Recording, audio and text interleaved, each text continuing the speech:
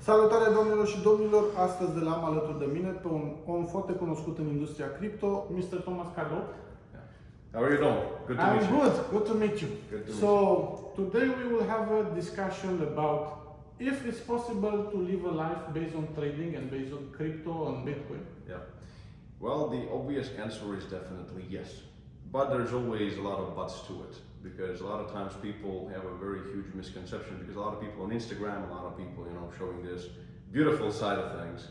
But when it comes to the reality and how, the knowledge that is required to actually be able to be consistent is very different. So, but theoretically, the general answer is yes. So my question is, before you plan to make money, is it better to invest in education or in the Bitcoin?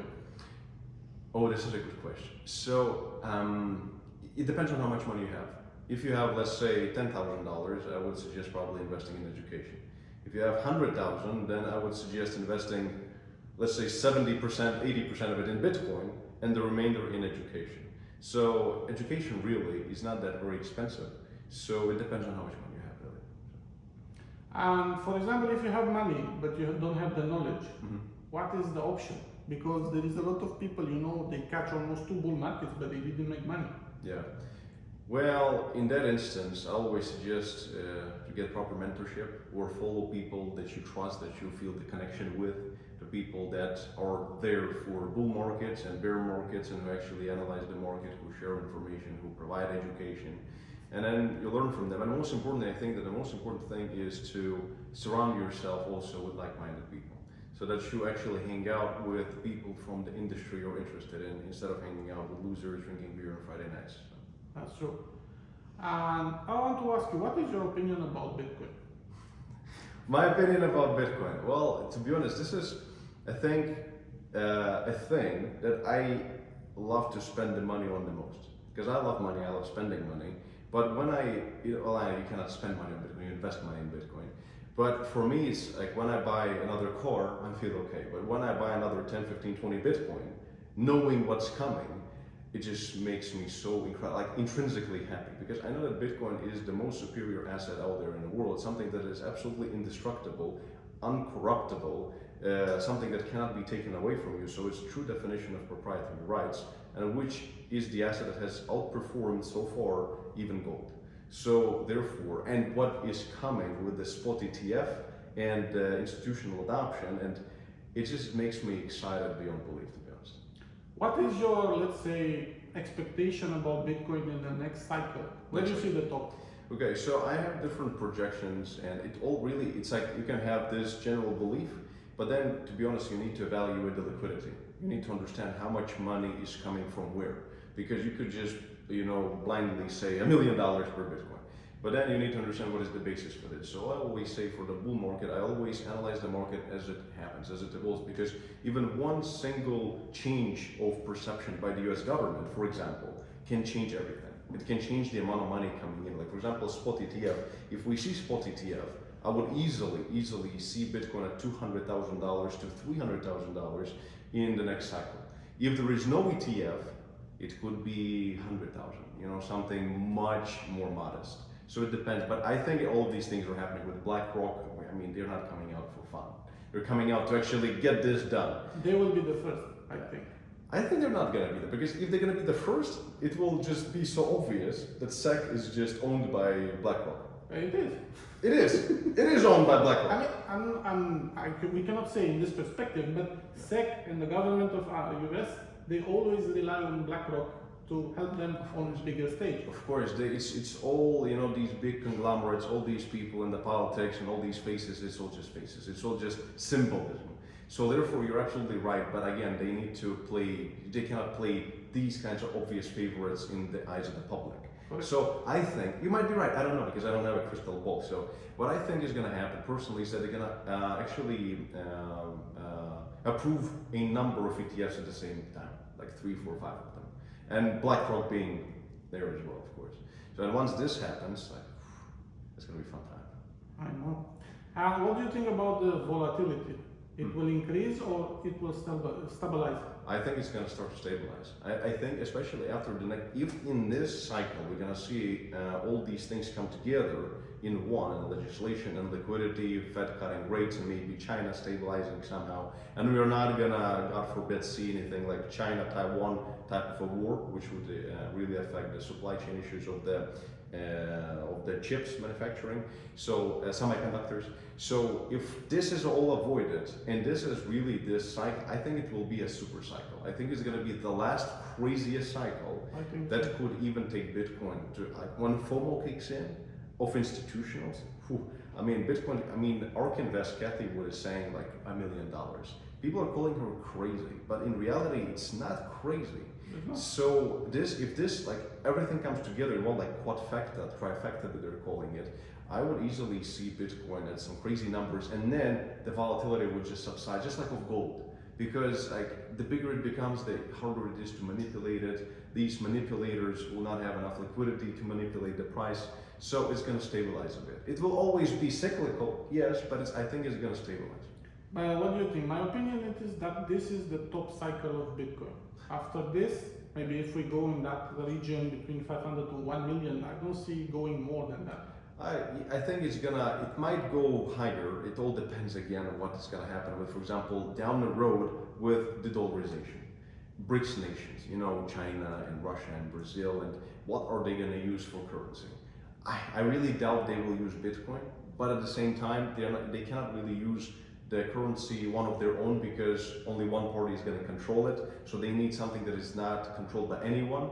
So therefore, if theoretically this could happen within 10 to 20 years, the dollar is just out the door, which is what we are seeing the beginning of this real steep decline, then we could see Bitcoin maybe even higher. This is like beyond our current scope, but some really crazy people are saying that it's even possible for Bitcoin to go to 10 million. If all governments start to really embrace it, which for me, I really doubt that they will embrace it that much. But we always said that it's impossible for politicians to start talking about it. Look, there are states in the US mining Bitcoin. Yeah. And before we thought it's impossible. So every cycle, shit that seemed impossible becomes a reality. So I don't even know anymore. They are 38% of the mining capacity in the world. In the a lot, yeah. So big. What do you think about the altcoins? Because now it's crazy. We have like almost 20,000. I think that all this shit has to be flushed down the toilet for once, because a lot of that stuff is just, just gimmicks. It's just fun. It's just a roulette, a casino. But overall, I think that SEC should finally. This is where I would agree with SEC. That they need to implement rules so that. All these influencers, I have never launched a token myself. I could have done it. I could have raised probably millions and millions and then just rug pull it, like so many other influencers. But I think that finally it's time for them to clean this shit up. So for me, I enjoy altcoins that provide value, like layer 2s on Ethereum, like for example, even the same thing as Optimism, scaling solutions, which is great, it's fine. But those who are just created out of thin air with no basis, no utility, it's about time for that shit to go.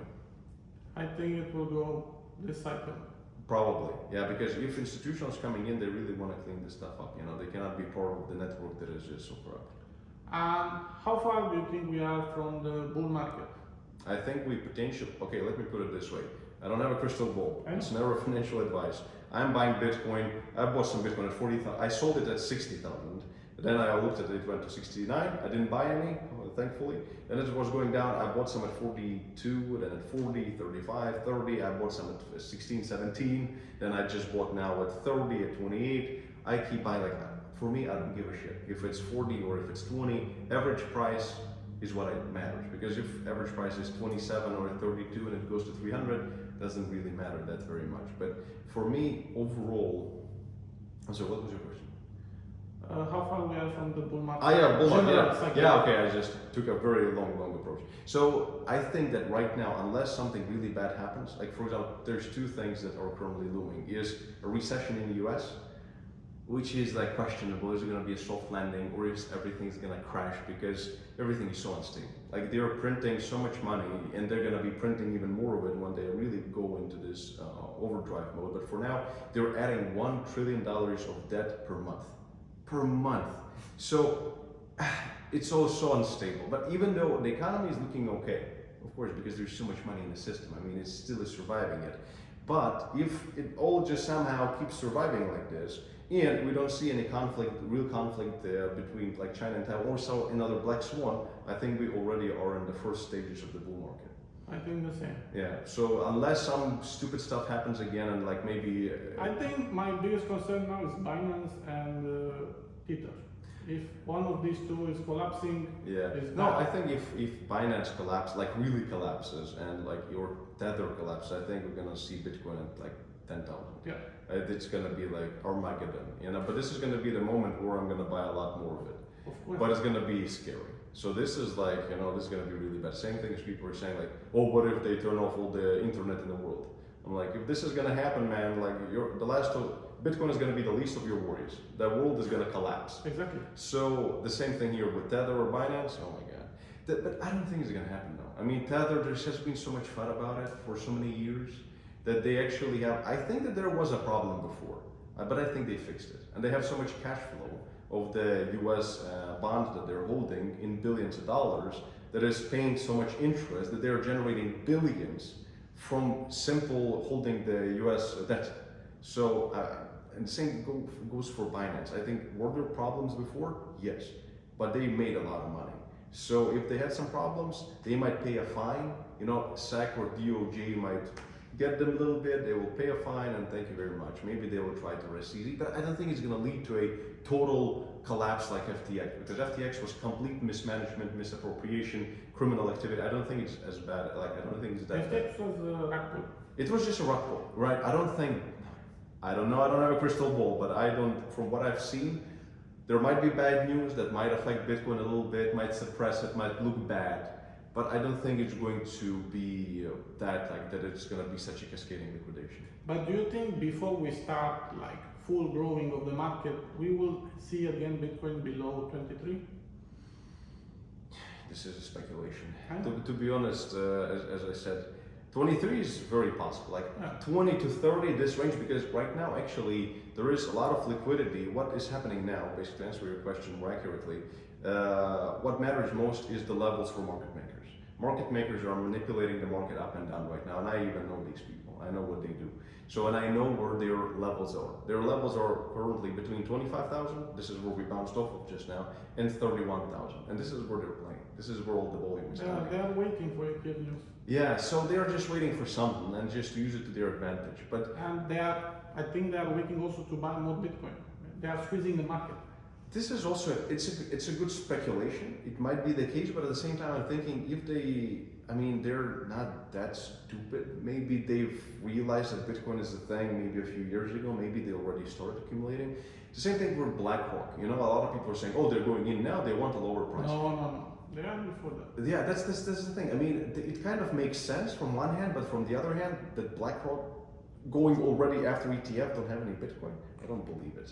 I think that they already have a lot of it. The question then is, if they want a bit more of it, will they drop the price?